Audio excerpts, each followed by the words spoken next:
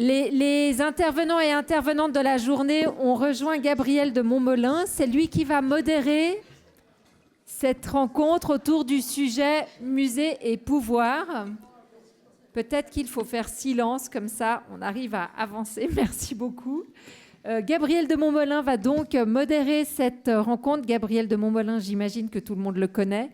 On l'a connu comme théologien, comme journaliste, comme délégué du CICR, comme responsable de publication, directeur de Labor Fides, et puis aujourd'hui, depuis quelques années, 2017, directeur du Musée international de la Réforme, le musée qui était fermé, qui a rouvert il y a une année à peu près, et qui vient d'ouvrir cette exposition-là, qui a une affiche que je vais tenir dans le bon sens, affiche assez rigolote. Jouer avec les dieux, c'est une expression sur le dialogue interreligieux, mais surtout, je pourrais dire, une expérience visuelle, sonore et culturelle. En tout cas, c'est ce que promet le flyer. Voilà, ça c'était la minute promotion du Musée international de la Réforme.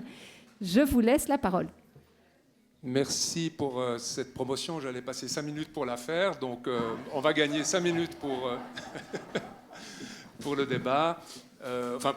Pour la table ronde. On va discuter entre nous sur scène pendant, je dirais, je sais pas, une demi-heure, 3/4 d'heure. Puis ensuite, bien sûr, le public pourra poser toutes les questions qu'il souhaite poser par rapport aux conférences individuelles qu'on a eues ou par rapport à ce qui se dit ici. Est-ce que tout le monde... est-ce que vous avez un système... Vous comprenez? D'accord, très bien. Voilà. Alors, très bien. Alors, on a eu un programme extrêmement riche avec 5 interventions. Je me suis demandé comment j'allais essayer de trouver un fil rouge ou un trait commun de toutes vos interventions. Yann McGregor, vous avez insisté sur le fait que les musées désormais doivent plutôt susciter des expériences plutôt que du savoir. C'est ce qu'on a avec l'exemple de Washington. Au musée d'histoire naturelle, vous insistez aussi sur le fait qu'il faut créer des récits plutôt que d'imposer des histoires ou des contenus scientifiques. Vous avez parlé de votre musée avec cet important travail d'intégration de toutes les communautés de votre quartier. On a vu avec vous, entre autres, que en fait,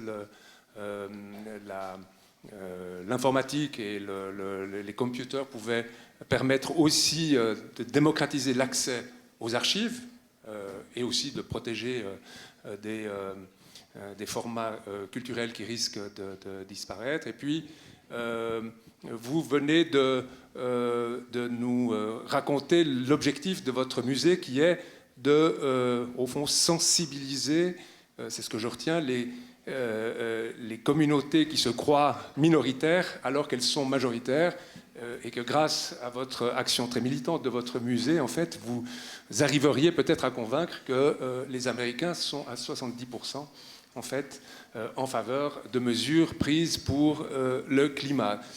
Tout ça pour dire que en fait, l'image que vous donnez de ces différentes actions est celle de l'image de musées qui sont vraiment des acteurs d'une forme de transformation sociale, transformation culturelle, donc très actifs, hein, comme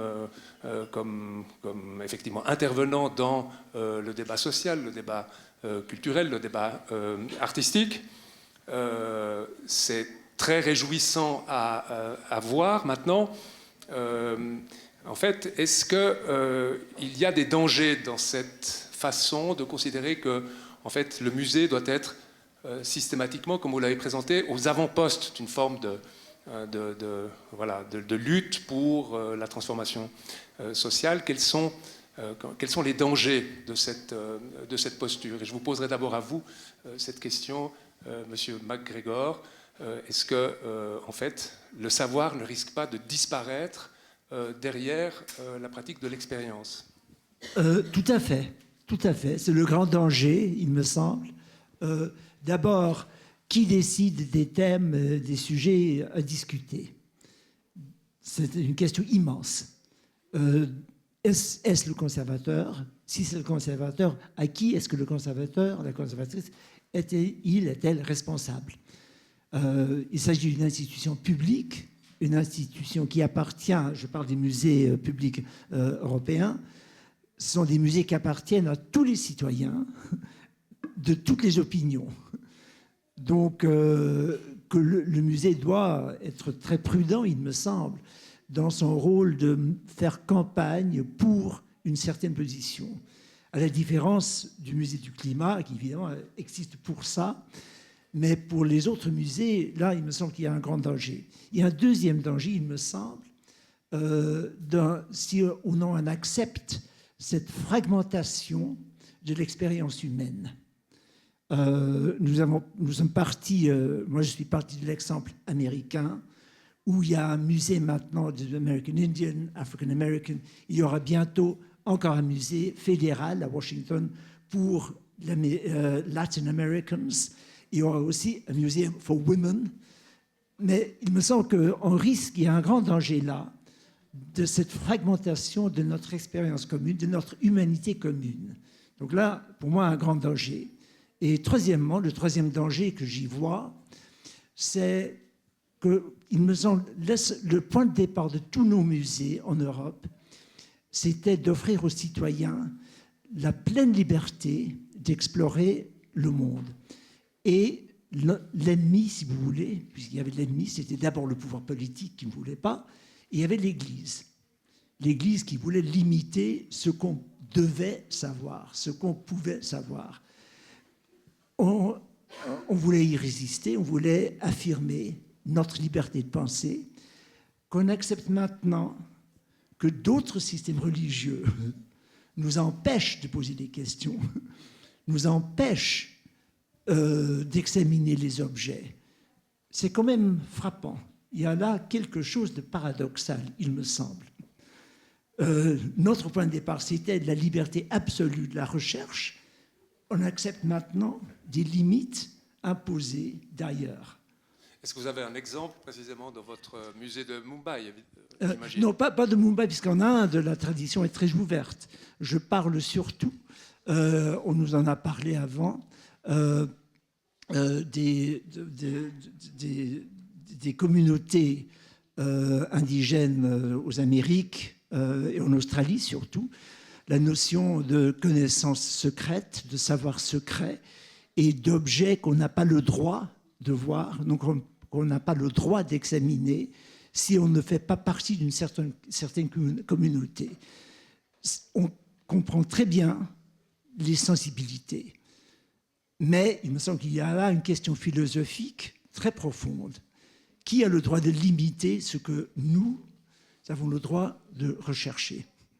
Est-ce que, Emma Winch, vous avez aussi ce type de problématique par rapport aux communautés que vous réunissez dans votre musée, avec aussi des tabous, des objets difficiles à montrer ou des expériences qu'il est plus compliqué de médiatiser dans votre musée par rapport au fait que vous avez une constellation communautaire très diverse?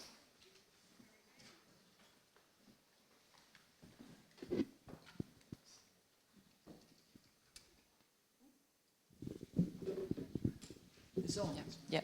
So I think I understand the question. It's quite difficult to listen through.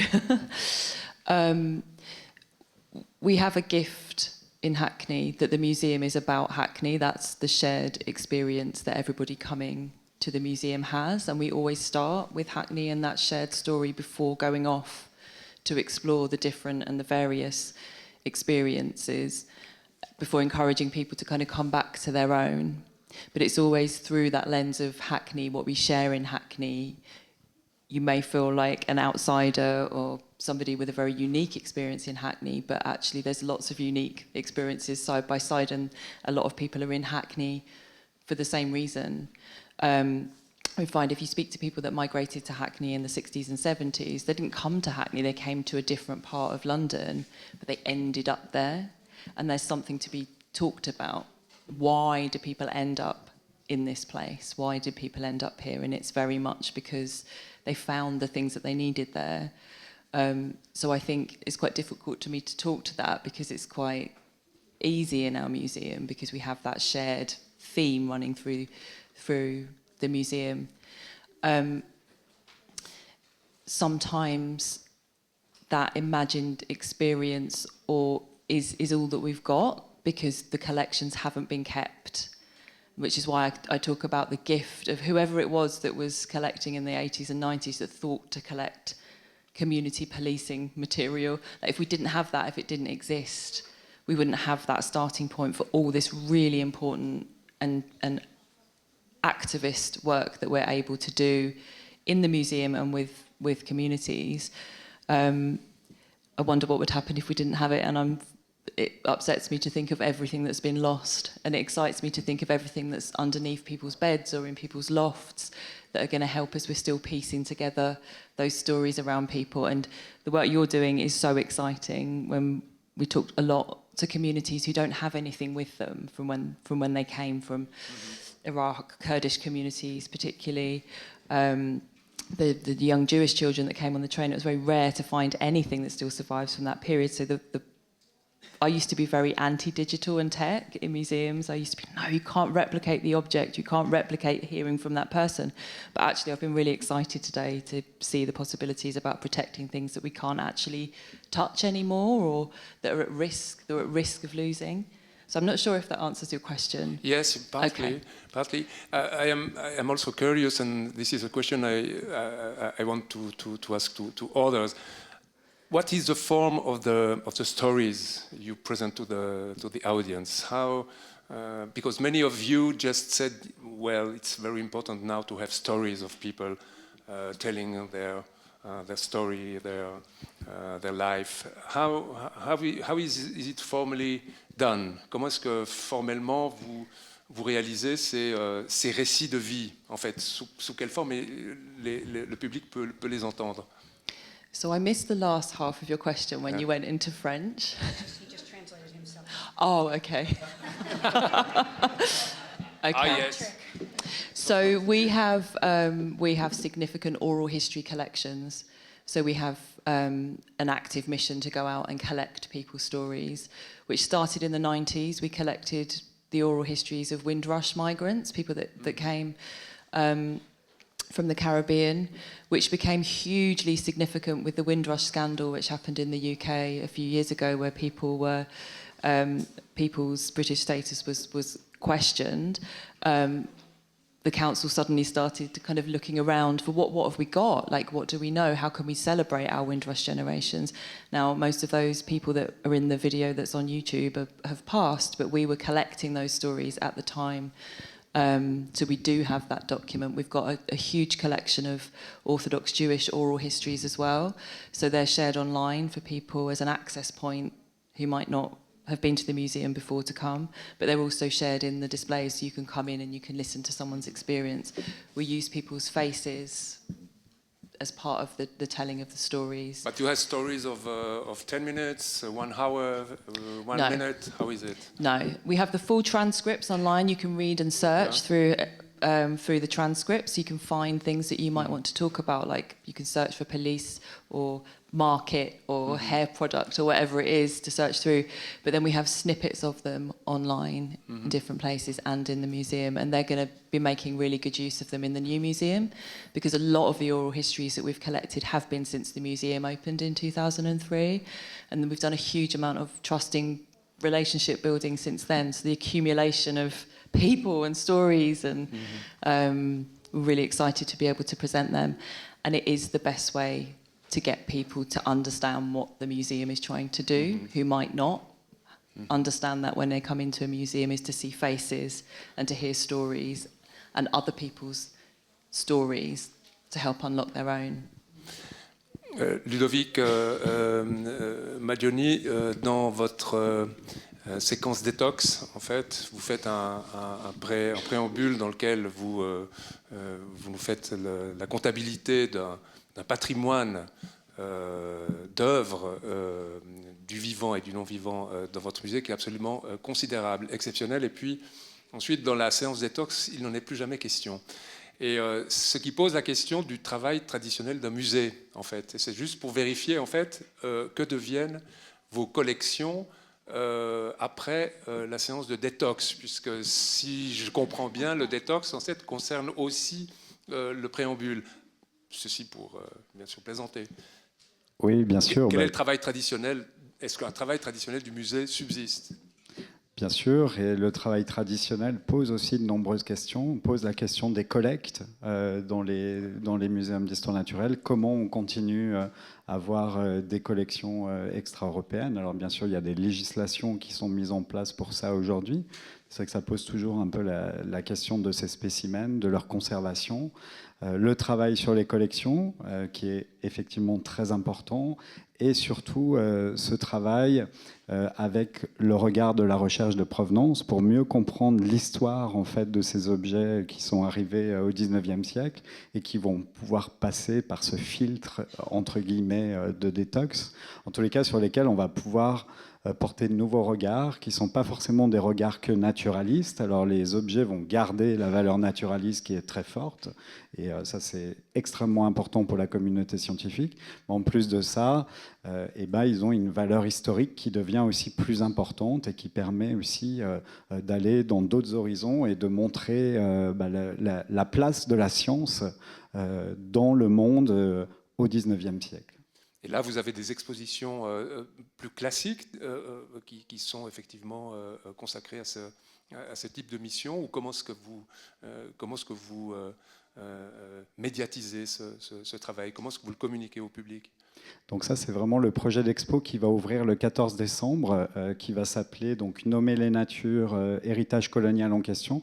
C'est le premier pas en fait qu'on va faire dans cette direction-là par rapport à nos collections, une toute petite partie des collections d'histoire naturelle, dans lesquelles on va croiser les regards entre à la fois effectivement ce patrimoine scientifique qui est ramené par un naturaliste au 19e avec la volonté de décrire les espèces qui vivent en Amérique du Sud, mais aussi de montrer que cette chose-là, elle n'est pas non plus complètement gratuite, ou en tous les cas, elle est aussi faite dans un contexte général, dans un contexte global, et qu'on peut aussi raconter d'autres types d'histoires à partir de ces collections d'histoire naturelle et de ce patrimoine naturel qui aujourd'hui, d'ailleurs, pose des questions en termes de possession. Alors c'est sûr, quand on parle d'un oiseau empaillé, en général, tout le monde se marre.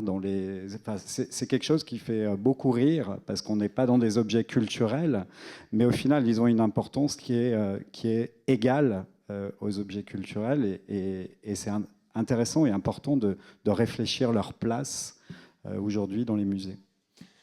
Est-ce que le laboratoire de muséologie digitale, en fait, j'ai pas peut-être été assez concentré, mais est-ce qu'il intervient aussi sur le patrimoine naturel, en fait? Sorry, she's still talking about stuffed animals. So.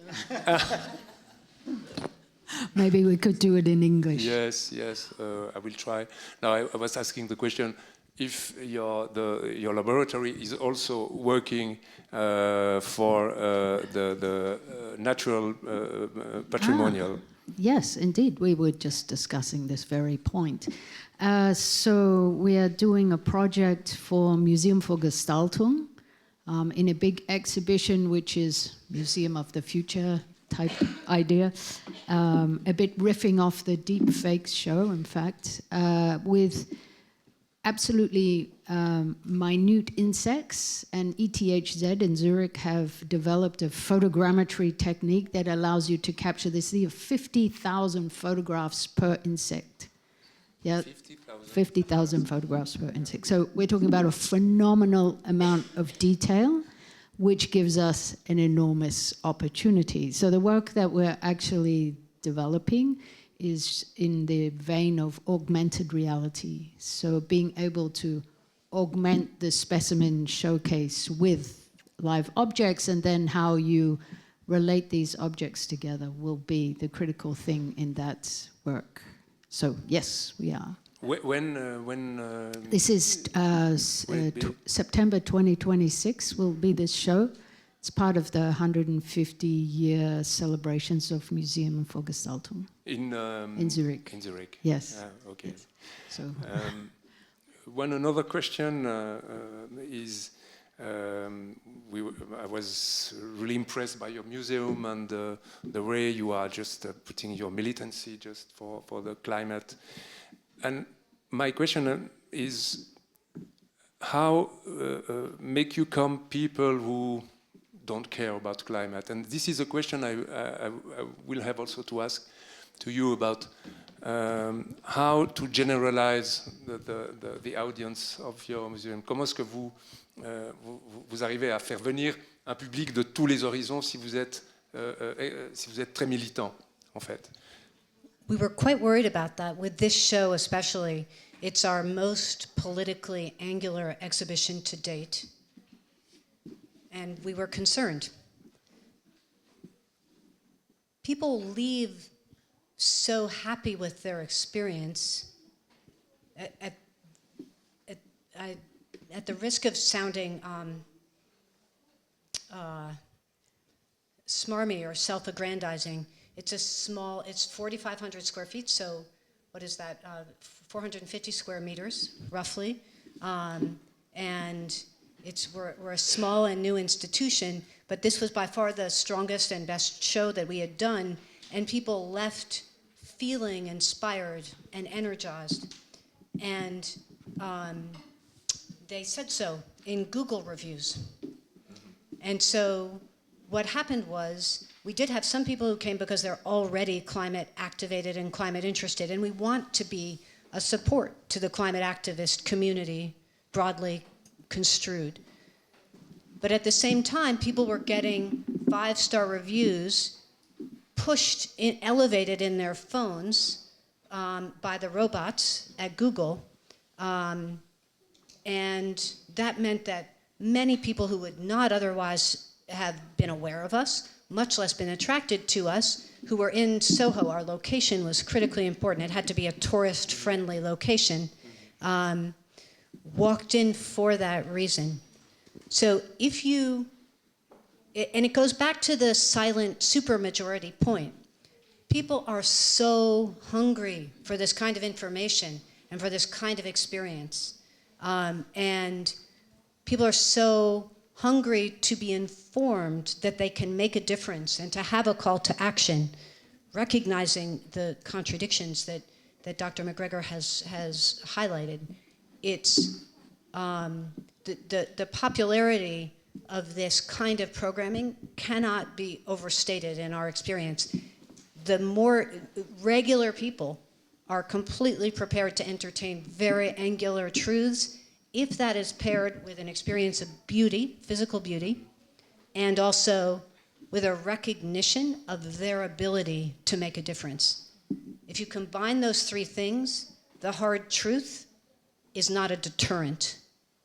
It attracts people because they know you're not insulting their intelligence. Did you see an increase of the visitors? Very much so, very much so. I was complaining about our problems fundraising, and part of that is the gap between how the public responded, and we actually had a survey study done by one of the climate communications social science teams in the US. It's at George Mason University, and it showed significant upticks across people's sense of agency and their sense also of normativity of support for climate justice. That experience makes people feel good, and they tell their friends and family about it, even if they're not writing a Google review or giving us stars. So we saw an enormous uptick in people's entrance over the course of the show.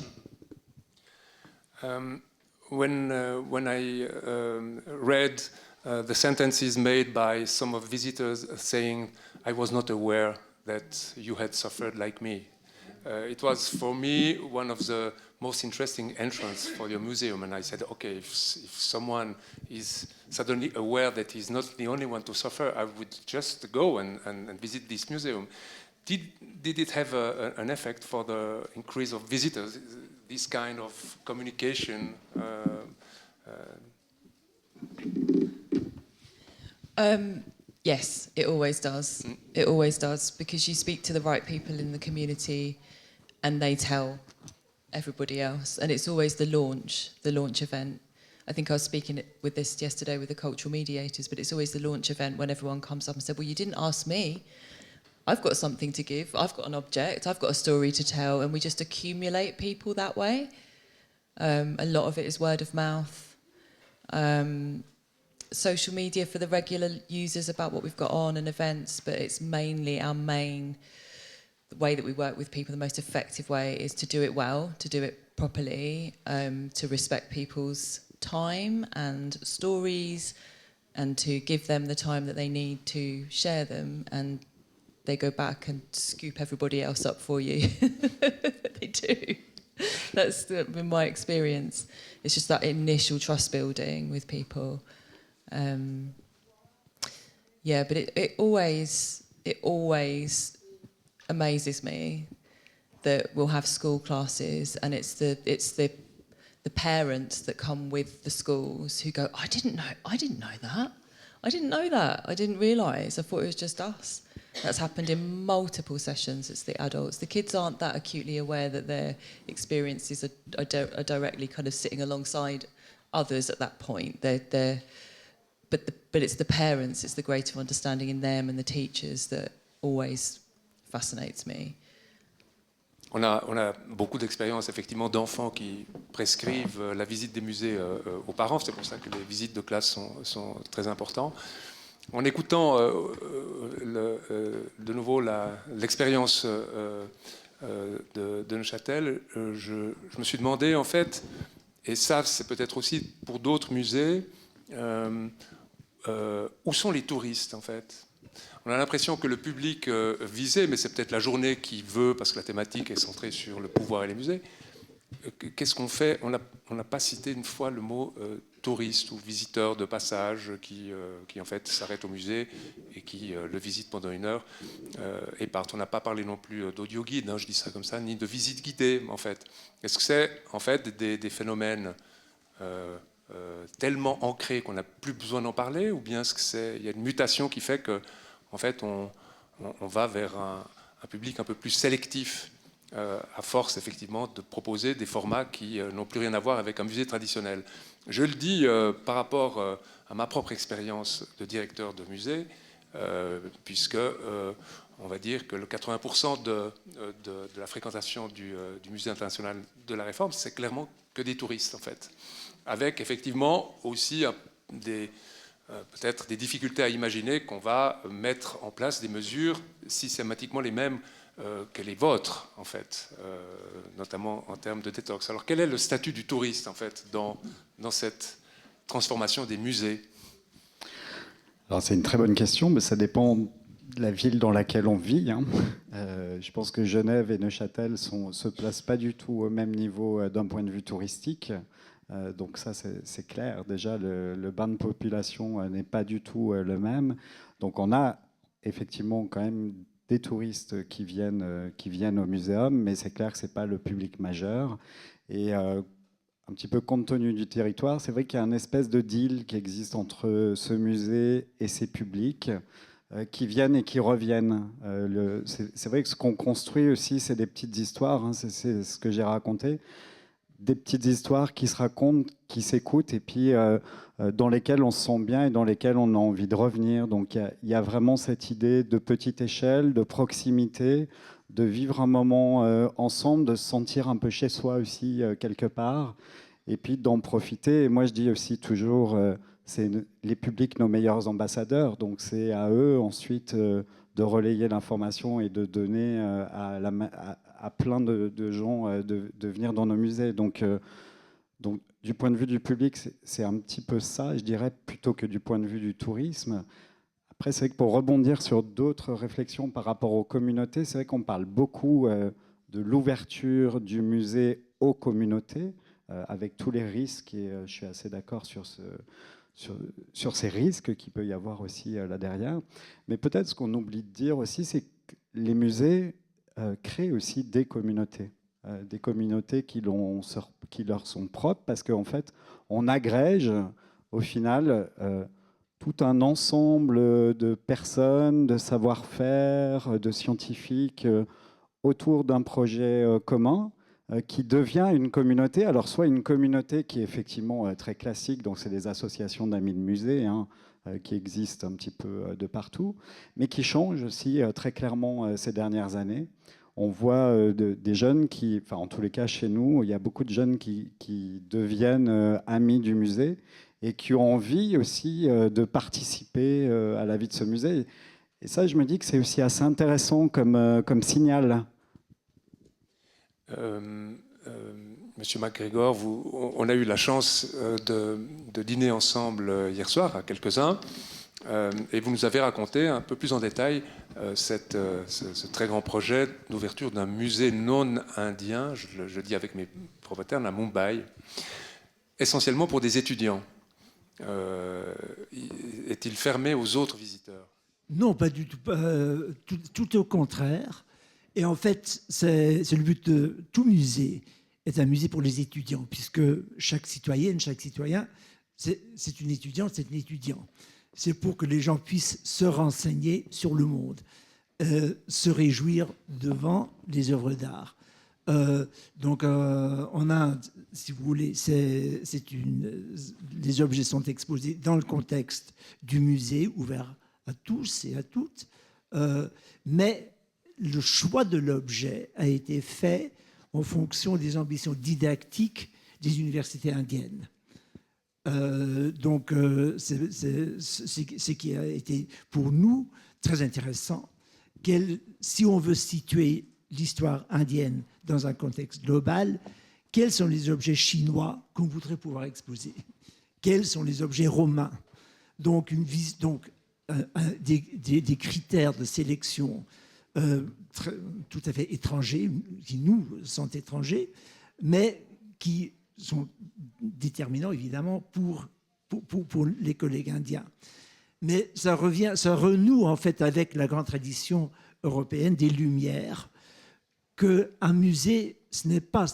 Et là, il y a une conception très différente entre la tradition française où la collection monarchique est gracieusement ouverte au public et la conception britannique où le Parlement crée ce qui devrait être le musée privé de chaque citoyen.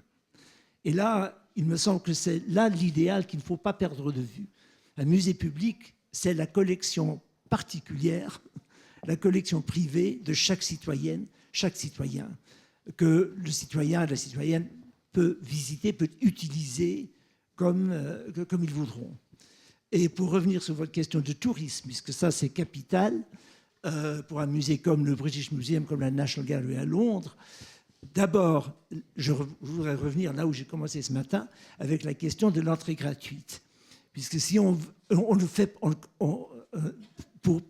pour prendre possession d'une collection, pour faire sienne cette collection, il faut vraiment revisiter régulièrement, pour une demi-heure, pour 15 minutes. La gratuité de l'entrée est absolument indispensable pour cette notion du musée. Mais il faut aussi que ce musée, cette collection qui se veut globale, qui est globale, soit accessible à n'importe qui vient de n'importe où. Donc pour moi, le tourisme, et pour le British Museum, on est à quoi, 70%, si vous voulez, des visiteurs. On a 7-8 millions de visiteurs par an, ce qui est tout à fait normal. Ça correspond au tourisme londonien, mais ça permet aux citoyens du monde de voir leur culture dans un contexte global. Et il y a très peu d'endroits dans le monde où on peut situer sa propre culture dans ce contexte mondial.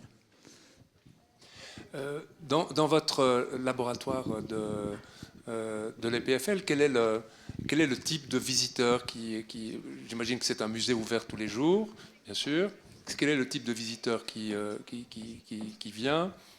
Est-ce que c'est un musée? Je ne le connais pas, hein, c'est pour ça que je vous propose de faire un peu de publicité aussi pour votre musée, que je me réjouis d'aller visiter. Mais quel est le visiteur type?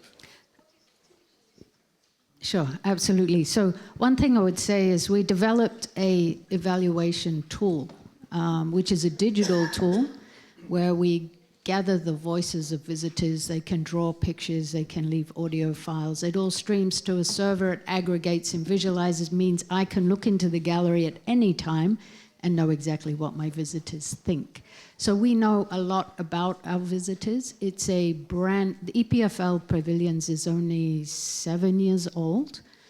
We built an audience from scratch, from zero. We're in the middle of the campus outside of Lausanne Center.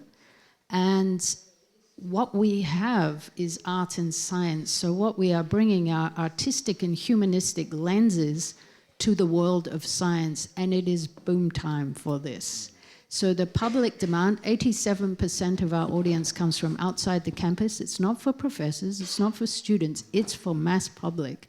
And they come, they find their way into the campus. There's no food in the weekends, you know, and they're there. And on occasion, depending on the show, we will go up in the top 20% of museums visited in Switzerland. It's quite a phenomenon. Our exhibitions are touring all over the world now. Cosmos Archaeology just opened at the largest planetarium in the world, and we'll go to the National Museum in Beijing. There is a real desire for the public to understand the world of complex science. And that goes to the climate issue, is that there are mechanisms, and they are often the world of art, that can shed a lens on these very complex topics from multiple angles. I would also say one of the phenomena that's quite interesting is we always run symposia after the opening of an exhibition. We bring artists and elite scientists together. And I remember with the Cosmos show, you know, we had 2 Nobel Peace Prize winners in the room. We had a famous astronaut there as well. And the co-curator, who's an astrophysicist, John Paul Naib at the EPFL, he came up to me at the end and he was almost weeping. He said, I finally got it. These artists understand our science as well as we do. They just bring a different lens. And he found that absolutely a revelation. And I think that that's what's important about it. Il est temps aussi de voir si nous avons des questions dans la salle. Une main, 2, 3, 4. 4. Dans l'ordre.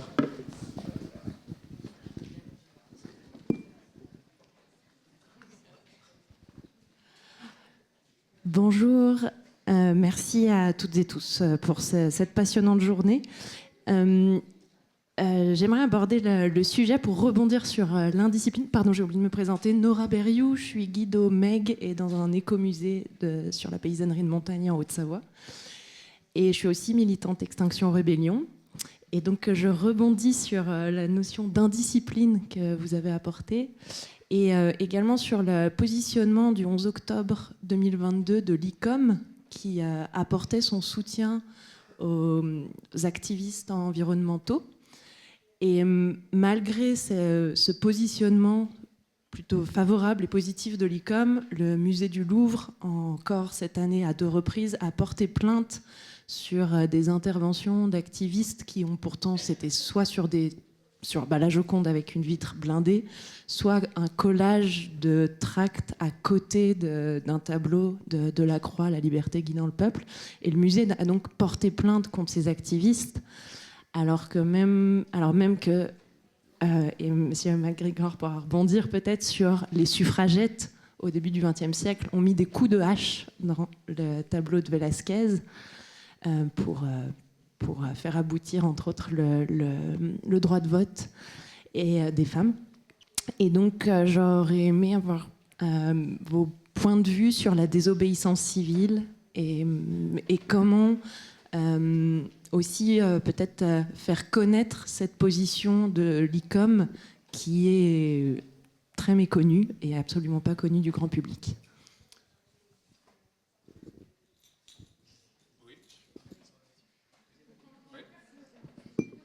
Personne ne veut répondre? Non, pas de problème. Non, sur cette question du militantisme, effectivement, et de comment le musée se positionne par rapport à ça, c'est effectivement quelque chose qui n'est pas simple. En tous les cas, nous, ce qu'on fait, c'est qu'on ouvre les portes, donc on donne la parole. C'est possible de s'exprimer dans le musée, c'est possible d'avoir une voix dans les expositions en fonction des thématiques qu'on aborde, bien sûr. C'est possible d'organiser une rencontre, une conférence. On a d'ailleurs aussi... on a une petite collection de l'Anthropocène, donc on fait aussi des collectes de banderoles, de manifestations pour le climat. Donc on essaye de voir aussi comment ce musée il peut aider et participer à ces questions-là. Après, c'est sûr que nous, musée d'histoire naturelle et équipe du musée d'histoire naturelle, on ne va pas s'attacher au marché ou par rapport à ces valeurs-là. Par contre, nous, ce qui est important, c'est de montrer la complexité de tout ça, les enjeux, et d'avoir une multitude de voix qui montrent aussi les contradictions et les paradoxes. Parce que je pense que ce qui est aussi très important par rapport à cette question-là, c'est les paradoxes dans lesquels on est. Et une fois de plus, il n'y a pas qu'une voix. Il y a plein de voix et plein d'issues possibles. Et c'est vrai que nous... En tous les cas, quand on aborde ces sujets environnementaux, climatiques, on ne propose aucune solution à nos visiteurs. Alors ça peut être assez dur, hein, parce qu'ils se retrouvent un peu dans le vide. Mais là, on est sur cette idée d'empowerment. Donc c'est à eux, avec la conscientisation qu'ils ont eue, d'aller chercher les sources aux endroits où ils pensent qu'elles sont intéressantes et en fonction de ce qu'ils ont vu dans notre exposition. Merci. Oui, c'est devenu, comme vous venez d'évoquer, c'est devenu un problème capital pour pour les directeurs de musées dans le monde entier. Puisque les musées sont devenus des endroits tellement célèbres, surtout pour les grandes œuvres d'art, donc les grands musées comme le British, comme la National Gallery, comme le Louvre, les protestataires en profitent, puisqu'ils savent que s'ils manifestent dans un musée, dans un tel cadre, ça paraîtra tout de suite dans la presse mondiale. C'est un vrai casse-tête pour les directeurs de musées. On voudrait que le public ait accès libre. Bien sûr, tout le monde a le droit d'y être, tout le monde a le droit d'y manifester, mais à condition évidemment de ne pas mettre en danger l'œuvre. Mais c'est une considération nouvelle. Mais il y a une autre considération en ce qui concerne la sécurité physique de l'œuvre qui me paraît très importante. Par exemple, au British Museum, comme dans tous les grands musées, nous avons dans nos collections des représentations du prophète Mahomet, puisqu'il y avait dans certaines traditions de l'islam, il y avait la tradition de montrer le prophète masqué mais présent. On voyait donc la personne du prophète, mais pas la figure. C'est une tradition très répandue dans le monde islamique. Est-ce qu'on risquerait maintenant d'exposer une telle œuvre? Est-ce que si vous étiez responsable de l'œuvre, est-ce que vous exposeriez une telle image? Ça fait partie de notre histoire humaine, ça fait partie de l'histoire de l'islam. Ça fait partie intégrante du débat actuel, brûlant, en Europe et dans le monde entier. L'objet, la preuve, le témoin existe dans nos collections. Est-ce que vous l'exposeriez? Je vous laisse la question. Mais c'est la question, c'est le genre de question à laquelle les directeurs de musées doivent répondre tous les jours. Puisque ça mettrait en danger, ça mettrait au moins en question non seulement la sécurité de l'œuvre, mais la sécurité des gardiens et peut-être du public. Donc les enjeux sont devenus très, très importants et les questions sont incontournables et insolubles. Merci. I have a couple of thoughts, but I will be brief. One thing that I would say is that while these demonstrations carry risks and costs, without question, the far greater risks and costs that we see are those associated with continuing with business as usual. The interruption of business as usual is absolutely imperative. And this leads to my second point, which is that these demonstrations show us how powerful the cultural sector and museums are, right? So I remember when they first started, journalists asked, well, why aren't you guys out protesting at the coal mine that's 5 miles away? And they said, we did for 2 years, but you didn't come, and nobody ever heard about it. So the third point I would make is that to mitigate the risks associated with, say, even if there's no damage to the art, because at least at first, most of these activists, they consulted with curators to use the least the least dangerous glue, and they touched only the frames, not the artwork. There was a tremendous amount of care actually taken. That may no longer be the case as the demonstrations have proliferated, but certainly it was the case originally. Museums can reduce their risk of being exposed to these demonstrations by injecting a climate perspective into their work, which is not easily done, but it is doable. And it can be done with respect to any subject in any museum. And one of the first museums, I'm struggling to remember whether it was maybe in Holland, that was hit with one of these activations, responded very quickly, by the way, with an exhibition of landscape paintings, which was within its remit, and it skewed them all by 15 degrees.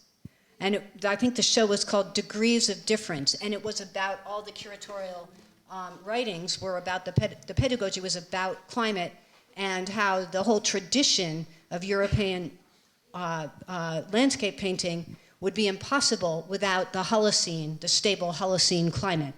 So there are multiple points of connection, and we must acknowledge the risks and the costs of, say, having a staff member who agrees with a protester having to drag them off, for example. That's a real cost. That's a real risk. On the other hand, we face a certain catastrophe if we don't change everything about how we're interacting with all of nature, including ourselves, as a major part of nature. Bonjour, Bertrand Mazera, je m'occupe du projet du Musée d'art et d'histoire de demain, à Genève. J'aimerais poser une question avec un gros mot, c'est la notion de vérité, en fait. En fait, la question que je me pose en vous entendant, c'est déjà un constat, qui est de voir que le musée est plus que jamais peut-être un objet politique, et non pas un objet poussiéreux, définitif, et qu'au contraire, il est totalement vivant. Et dans le même temps, on s'aperçoit que de plus en plus, c'est un lieu qui doit être un lieu de parti pris, qui doit être un lieu de narratif, qui doit être aussi possiblement un lieu de militantisme, mais tout ça dans un moment où des multiplicités de voix s'expriment. Vous avez parlé de, je ne sais plus quel est le terme vous avez utilisé pour parler de cet émiettement du savoir, mais dans ce moment de post-vérité où énormément d'opinions sont prises par une diversité de voix, on voit aussi des musées du créationnisme, on voit, pourquoi pas, un musée des climato-sceptiques, on pourrait imaginer qu'il existe, je ne sais pas. Et finalement, dans ce contexte-là, quel rapport les musées peuvent-ils avoir aujourd'hui et surtout quel rapport pourront-ils avoir demain avec la notion de vérité? Et si on prolonge la question avec la notion de pédagogie, la notion de recherche, comment est-ce que toutes ces choses vont se connecter dans un moment où on voit qu'il n'y a plus une vérité vraie, comme c'était aussi facile d'en avoir il y a 20, 30 ou 50 ans? Je ne sais pas si ma question est très claire, un peu confuse.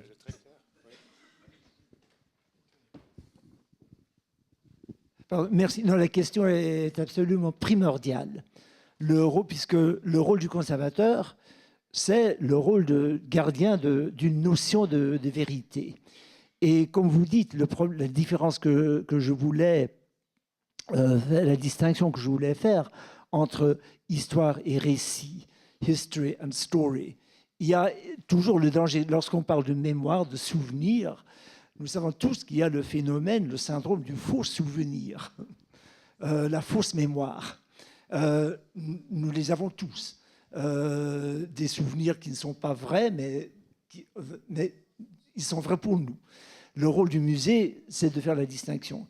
Et ça devient de plus en plus difficile dès qu'on refuse la voix à ceux qui ne font pas partie d'une certaine communauté. Un exemple, Un exemple assez direct de mon expérience. En Australie, les récits, enfin, l'histoire des aborigènes, de cette exploitation génocidaire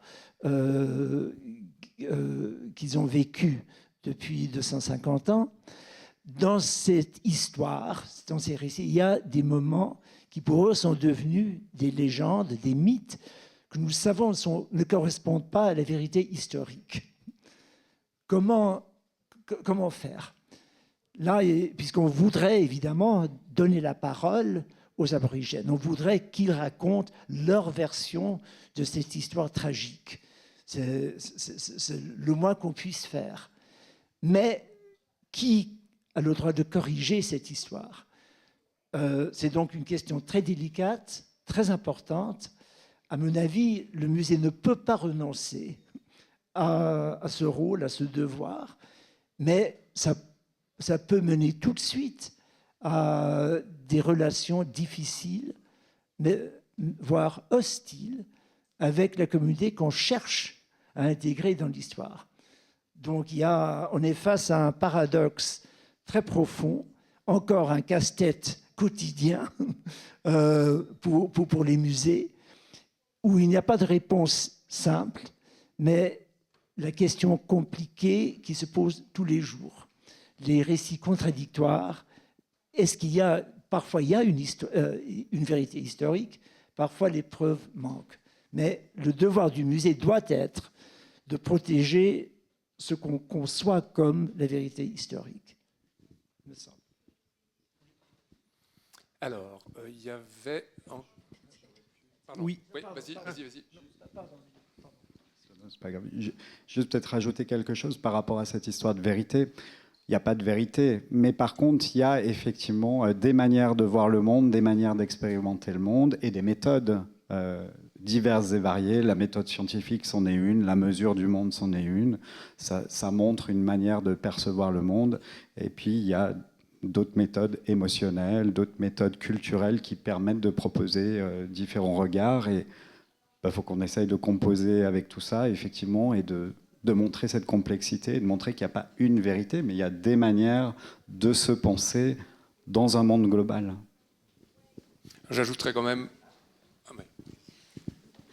So I'd just like to add to that the computational has an enormous role to play in truth today. The deep fake of the news, the manipulation of AI, the distortion of things, but also the opportunity for multiple perspectives, the different lenses that a digitally enabled knowledge base can offer, yeah, especially with artificial intelligence. So there are really, really interesting affordances on the issues of truth. And maybe to go to your point, Neil, with what is sacred knowledge and what isn't, and what's accessible and what isn't.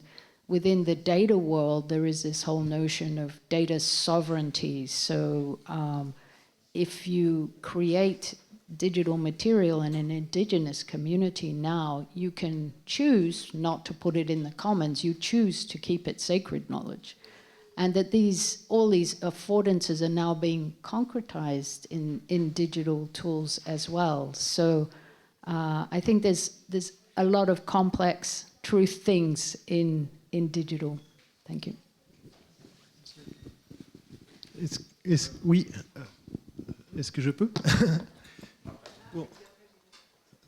Merci beaucoup. Alors, merci, oui, pour la journée. C'était extrêmement riche. J'ai plein de questions à poser. Mais je vais poser une seule question à Monsieur McGregor pour être bien sûr de comprendre une chose qu'il me semble avoir dit ce matin. Puis si je n'ai pas compris, je ne dormirai pas cette nuit. Donc, il faut que j'aie une réponse, s'il vous plaît. Donc, je suis Damien Kunig, je suis conservateur ici des collections Asie du MEG. Et je le dis parce que c'est important pour la suite. Je travaillais, avant le MEG, je travaillais au Musée national d'ethnologie au Japon. Vous disiez, si j'ai bien compris ce matin, qu'il n'y a pas à l'est de l'Italie de musées qui présentent des collections globales. C'est ça ?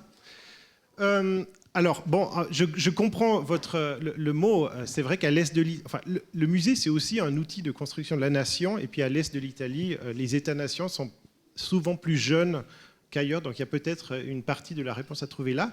Il n'empêche que, il m'apparaît que le British Museum, par exemple, est tout de même un musée qui présente des objets là où la présence britannique s'est faite dans l'histoire, où l'empire britannique a existé dans l'histoire.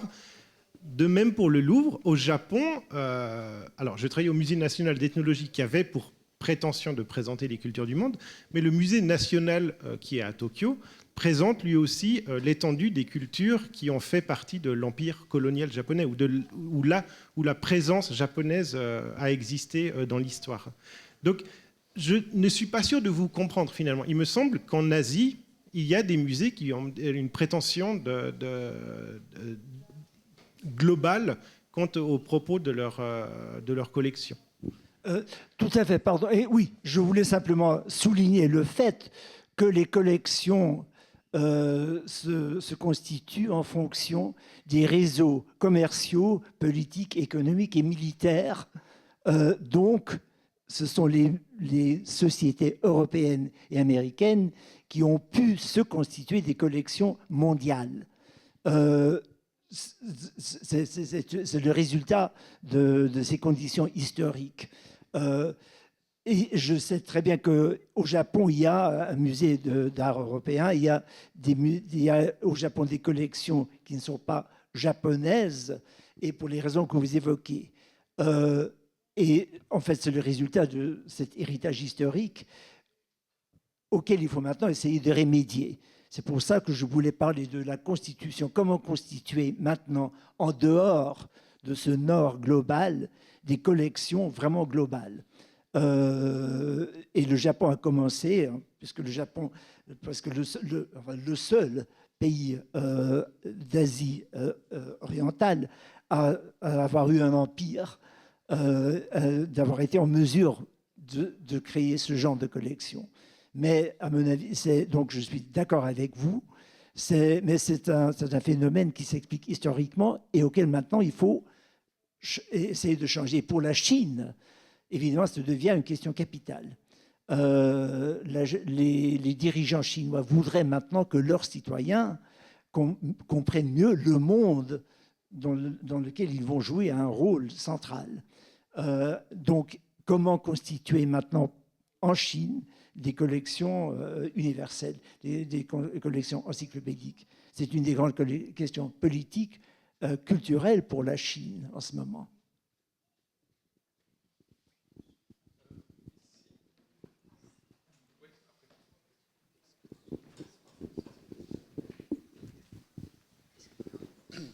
So I'm Jan Behrendt, Head of Collections and Research of the Musée d'Art et d'Histoire de Genève. I read a few years ago that among the institutions in Germany, museums are the most trusted institutions. I guess that's the same all about Europe and probably also in North America. So this gives us an enormous power, talking about power today. And I guess the Climate Museum is strongly capitalizing on this fact that museums are trusted institutions. Wondering where this trust comes from, I always come back to the object. I mean, yes, of course, it's about research, and if we provide decent information and we can prove them, then research comes as a main source of this trust. But I guess the object, in the end, this is what Neil McGregor referred to as the source of information, the témoin et le épreuve, witness of and proof of whatever happened and of whatever we want to tell. Doesn't this give us an obligation to come back to this discussion about neutrality? Because if we see museums as a forum, we invite different audiences who may speak, and we can pull ourselves to a certain degree back, give a carte blanche to somebody and offer them the opportunity to make an exhibition, and then people can discuss it. And we as a museum don't even have to mingle into every aspect. Of course, by inviting somebody, we already set the agenda. I'm aware of that, and there's no total neutrality. But I guess that in this neutrality, there's also an offer of harmony and of of discussions that remain possible when we don't become too much involved in one side. I think what I would say to that is that it's we've had the universal humanist impulse that everyone in this room, to one degree or another, shares, has been and still is distorted, in fact, by a very narrow lens. It's a lens that's constrained by colonialist assumptions and practices and by our whole global history of the last 500 years. So we think of things as being neutral that are not neutral. And I know that you're acknowledging that. I know that you're acknowledging that. I think it's very important. This goes back to the question of fractured truths versus a unitary truth, it seems to me. It's very important that we present proof of the contentions that we make in the museum. To your point about the subsidies, we have at least one, usually two very reputable references for every contentious point in our show, and it's all on our website in our case as a super opinionated museum. But I don't think that our authority, it may be that the original trust in the original source of trust in museums could be understood as coming from the authenticity of objects. And I don't think that's wrong, and I don't think it's outdated, but I think it misunderstands the role that the communitarian nature of museums and their nature as a public good has always played in that trust. I think that's an enormous part of why museums have so much cultural authority and so much public trust, is because they're seen inherently as being for the common good and of the common good. And so back to our nervousness when we first presented this most recent show, it's by far the most angular show we've ever done. But because it felt more like a real museum show, again, we're a very new institution, and less like a pop-up, we got fewer questions about the contentions that we made than we had in previous shows, even though in those previous shows, we, in a bit of juvenile insecurity, it seems to me now in retrospect, put the sources on the wall. They were right there, and people still would challenge us. What? I'm part of a supermajority? I don't believe it. It was right there. You could look it up, peer-reviewed, major scientific journal. But in this space, because it felt more like a museum, it felt more like a substantial community space, people trusted what we had to say. So I think the relationship of the object to trust is important to think about. And I would never say that that's not an important factor, but I think an even more critical factor is the role of museums as a civic space outside of government and for the common good, where people connect with each other, even implicitly and silently, and understand their interests to be, their fates to be intertwined.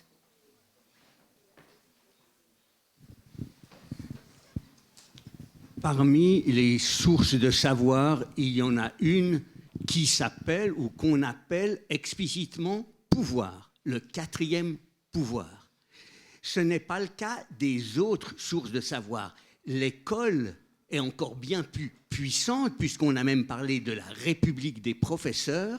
Elle a d'immenses palais dans une ville les plus grandes, les bâtiments les plus monumentaux sont généralement des écoles ou des musées, mais on ne les considère pas comme des pouvoirs, alors qu'ils en ont énormément. Et la question que j'aimerais soulever, c'est est-ce qu'il n'y a pas un problème avec le fait que le 4e, 5e et 6e pouvoir, d'ailleurs c'est pour ça qu'on ne les nomme pas différemment, sont tous alignés, alors que le 3e pouvoir est censé parfois faire contrepoids aux deux premiers. Je n'ai jamais entendu dire qu'un musée public s'inscrivait en faux ou dénonçait ou cherchait à chicaner le monde universitaire ou vice-versa. Il est vrai, on dit même que les musées sont scolaires et pour s'en dédouaner, ils tombent un peu dans le show business. Bon, en gros, les écoles, surtout supérieures, les musées et même les médias publics sont alignés. Et est-ce qu'il n'y a pas là un certain, comment je peux dire, totalitarisme idéologique, en Europe du moins? Alors, qui va répondre à cette question toute simple sur le 4e pouvoir? Qui s'y colle? Peut-être, moi, ce que je peux dire par rapport à ça, c'est venez travailler dans un musée déjà et vous verrez que c'est pas si simple que ça, en fait. C'est-à-dire qu'il y a beaucoup de discussions en interne, mais aussi avec des collaborations externes. Donc, des universitaires, des écoles, des communautés avec lesquelles on travaille. Et ces discussions, elles ne sont pas toujours simples. Donc, il y a clairement du fight à certains moments. Et puis, on est dans l'idée de construire quelque chose ensemble pour des publics. Alors, c'est plus ou moins parfait. Et puis, c'est aussi inscrit à un temps T dans un endroit donné. Donc, c'est quelque chose qui existe à un moment. Et peut-être que 10 ans après, ça existe aussi totalement différemment. Donc, je n'ai pas le sentiment que ce soit aussi tranché, en tous les cas.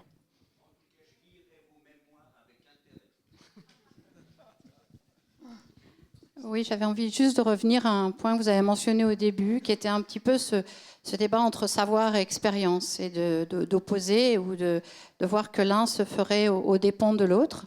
Et moi, il me semblait que pour les jeunes générations, c'était bien le défi que nous, musées, on doit relever. C'est par l'expérience, d'amener le savoir, d'incarner une vérité, de pouvoir transmettre de cette manière-là. Et en pensant du coup à ces jeunes générations qui sont, on le sait, très portées sur le digital et les réseaux sociaux, est-ce que vous avez des expériences, peut-être à dire brièvement, mais significatives, d'engagement des publics par ce biais-là, pas donc comme un outil de communication, mais comme un outil d'engagement, pour que justement faire venir cette jeune génération à travers une expérience vers un savoir.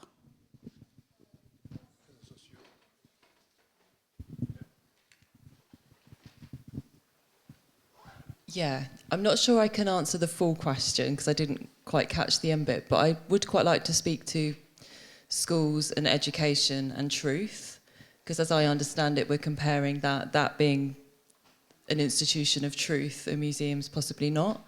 I think I was never taught that that colonialism was the start of climate change. I was never taught that. I was taught that Industrial Revolution was this fantastic thing that happened in the UK. I had a UK education. I was taught that the UK ended slavery. I was taught all of these part truths. So for me, the museum is providing truth for teachers to teach a more rounded curriculum, because the curriculum certainly doesn't have a lot of these things in it. So I would contest that they're getting full truths in educational institutions and say that the museum is an opportunity to fill in those gaps in the national memory, or the things that are deliberately forgotten or not included in the curriculum. Peut-être sur la question de l'expérience, c'est vrai. Pardon. On l'a vu, le panorama. On a l'impression en fait que c'est une notion très moderne, mais ça existe. Enfin, cette idée-là existe depuis très longtemps dans les muséums d'histoire naturelle, les dioramas. C'est comment on fait vivre en fait l'expérience d'un milieu naturel hors de la nature. Et c'est vrai qu'on a tendance à beaucoup parler de cette notion-là actuellement, et même de la décaler un peu avec la dimension émotionnelle. Donc c'est aussi ce choc émotionnel, cette manière dont on va réussir à capter l'attention pour donner envie de s'intéresser à des savoirs, à des manières de penser. Donc c'est un moyen en fait. Le numérique dans tout ça, c'est un moyen pour attraper l'attention, comme le sont plein d'autres choses. Donc moi, c'est vrai que j'aurais tendance à pas trop poser tout ça, et plutôt à me dire c'est des ingrédients, c'est des outils qu'on utilise au quotidien. Par contre, effectivement, il faut bien savoir les utiliser. I agree. So also it's true that digital works like the ones we build that at surface level look quite simplistic, yeah?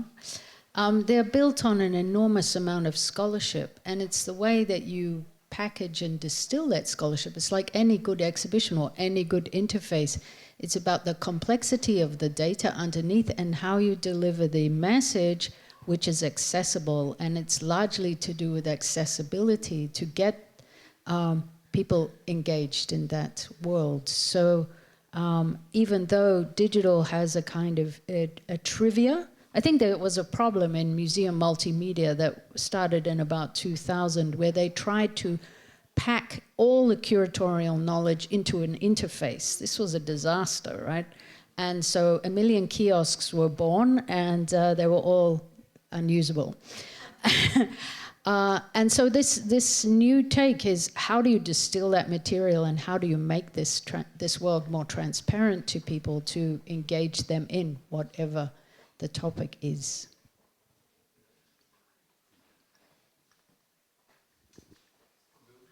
Oui, moi j'avais une question.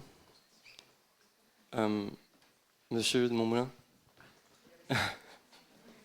It's fine. I'll start. I'm not supposed to be here anyways, but it's fine. First of all, I wanted to address my thanks to all of the speakers today. Your presentations were phenomenal. But the question that I'd like to ask addresses the point of Emma Winch's presentation. I think the work that you're doing in your institution is absolutely incredible. It touches me particularly because where I'm from, so Bretagne in France, so the equivalent of Wales, I guess, in the UK. We are losing our cultural heritage, and we are losing our language, and the efforts from the cultural sphere are not enough to stop this process of loss. And I guess there are thousands of reasons to create a museum, but yeah, that's beside the point. What I'm trying to say is that I wanted to thank you for the work that you're doing. And my question was, would you recommend a blueprint or a practice that could be applied and adapted to museums whose purpose is not to develop a dialogue within a local community? For example, le Musée International de la Réforme, the Protestant Reformation, I think many people around the world have a personal experience of what the Protestant Reformation is. But what about a dialogue with people from Geneva, for example? Thank you. Thank you for acknowledging the work. Thank you for sharing your experience too, and your frustrations, and how I mean, the actual answer is no, there isn't a blueprint. And I've worked on lots of projects where we've tried to write a blueprint for how to do it, about how to support museums to create that change. I think it looks like Geneva are on the way because they have cultural mediators that sit between the museums and the communities. And I think we were in that space as Hackney Museum about 15 years ago. I was kind of acting as a mediator, bringing communities in, convincing the team how to, showing them how to work with people, bridging that gap. And I think the ultimate goal is that there isn't a gap, and that everyone in that institution is having that relationship with communities and understanding how to interpret those stories and bring people in. Now it's an ideal, and it's very challenging if you don't have that kind of story that we have in Hackney Museum, and I do appreciate that. But I think, and lots of people have asked me that to do today, and I think it's just to be really, really open and to understand that, yes, it's about truth in objects, but it's also about trust in people and having the right people in your organisations that understand how to do it. One of the most significant things that we did, I can't remember how long ago it was, but it was probably about 10 years ago, is we tore up all the job descriptions in the museum and rewrote them. To put community engagement and people right at the top of those job descriptions, because we realised that we've made a few appointments of people that didn't quite fit or get it or loved objects, but just wanted to sit in the room with the objects.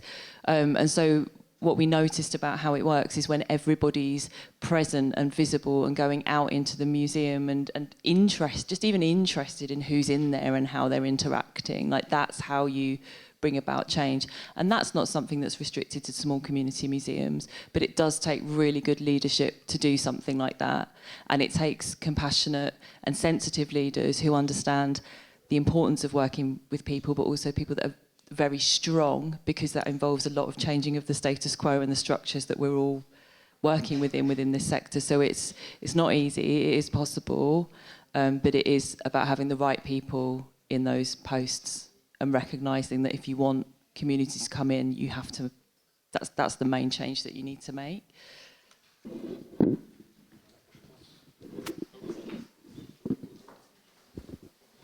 Voilà, plus de questions, semble-t-il. Donc je pense que nous pouvons faire une synthèse. Faire une synthèse.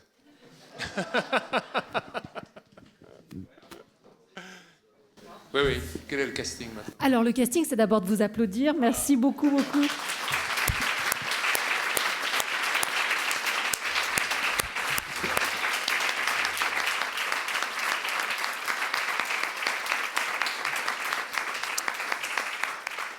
Je vous laisse la parole, Samy Canaan. Merci.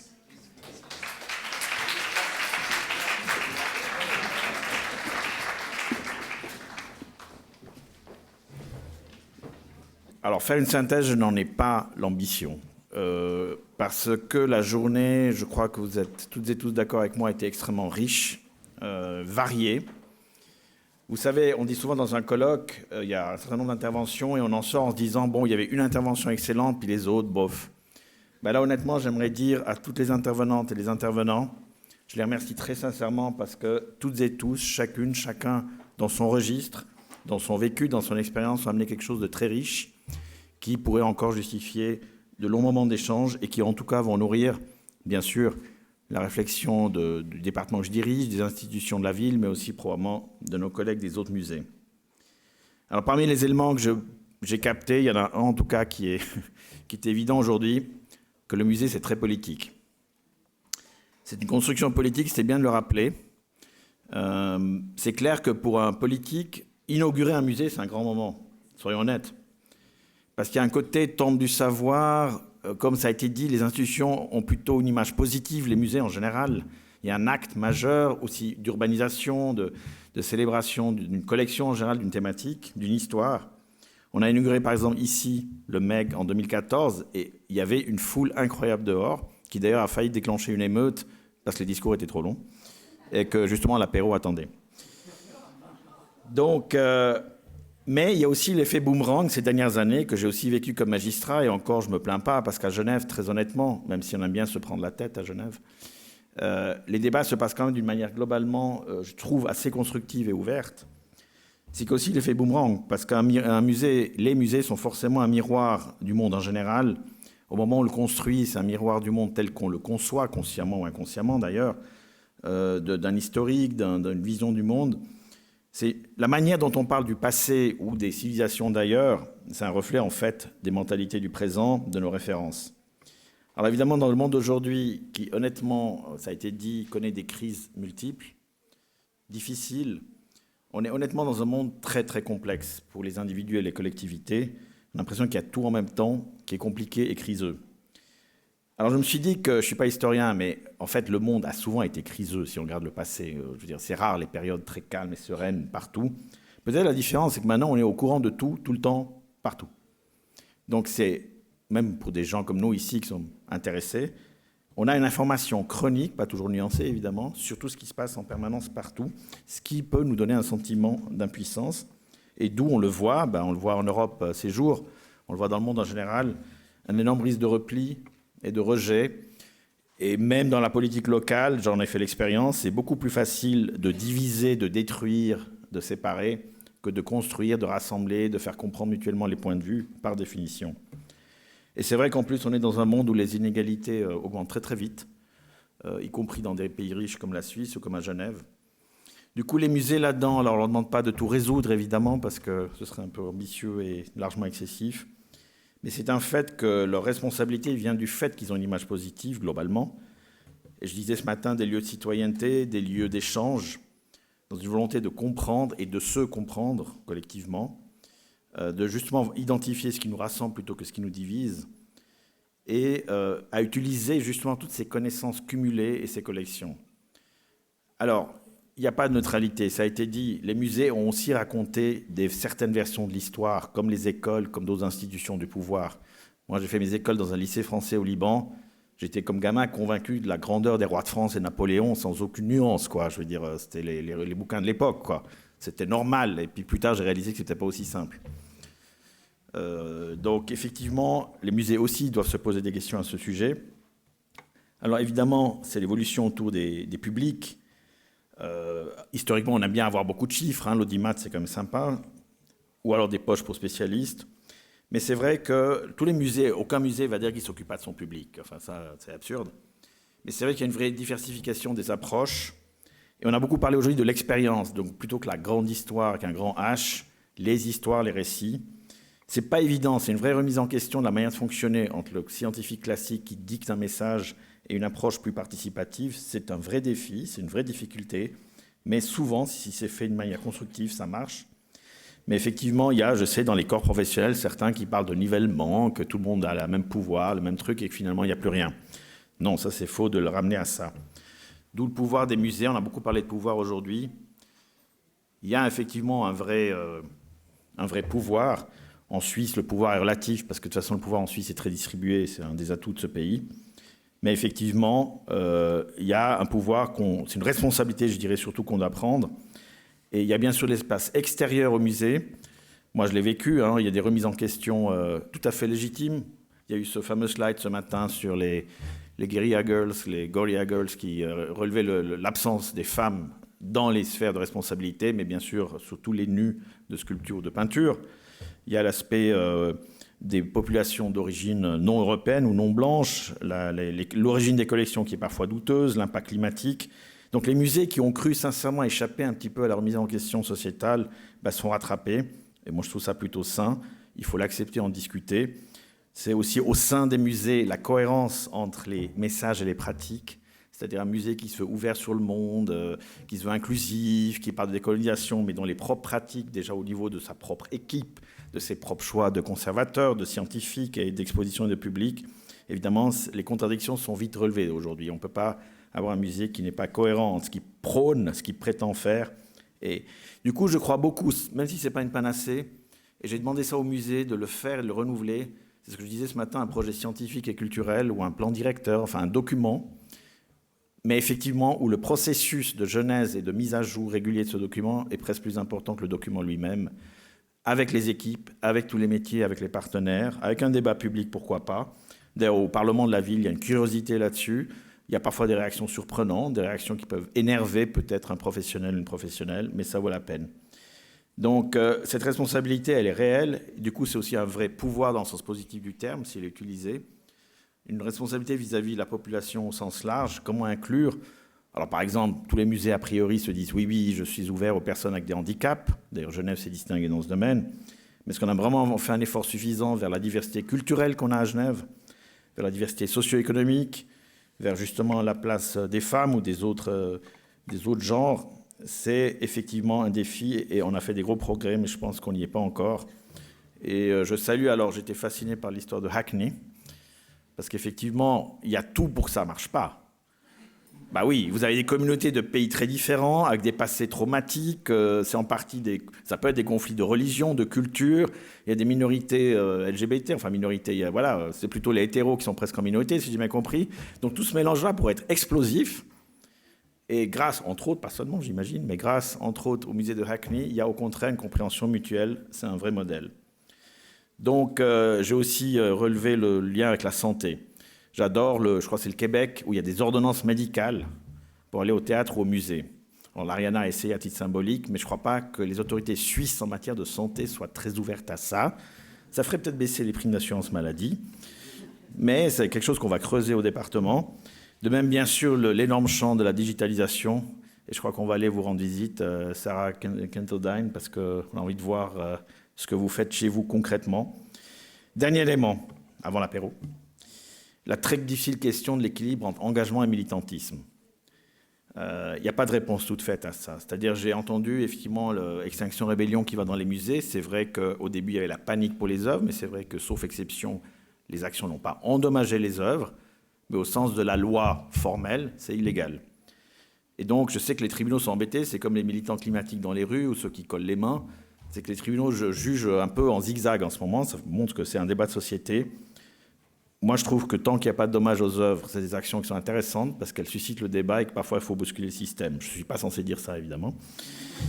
Mais c'est vrai que s'il y a une chose que les musées peuvent contribuer à faire, qui est difficile mais qui est méritoire, c'est essayer de faire comprendre aux gens la complexité du monde. Parce qu'il y a une chose en ce moment qui m'inquiète, c'est que les gens n'ont plus envie d'admettre qu'il y a une complexité dans le monde. Ils aimeraient pouvoir simplifier. C'est très humain de vouloir simplifier. On a tous besoin de simplifier notre environnement. Mais si on simplifie trop, forcément, ça devient réducteur. Et donc aussi se donner les moyens de s'impliquer individuellement et collectivement, donner du sens, donner des clés de lecture. Et du coup, la dimension politique des musées, c'est au niveau de ce qu'on appelle la police, au sens grec, P-O-L-I-S, c'est-à-dire un endroit où on échange, on débat, on s'écoute, et après on arrive à évoluer ensemble. Donc un immense merci encore une fois à toute l'équipe d'organisation, à nos interprètes, bien sûr aux intervenantes et intervenants, et bien sûr je vous souhaite encore des moments inspirants et inspirés, et là on passe à l'apéro.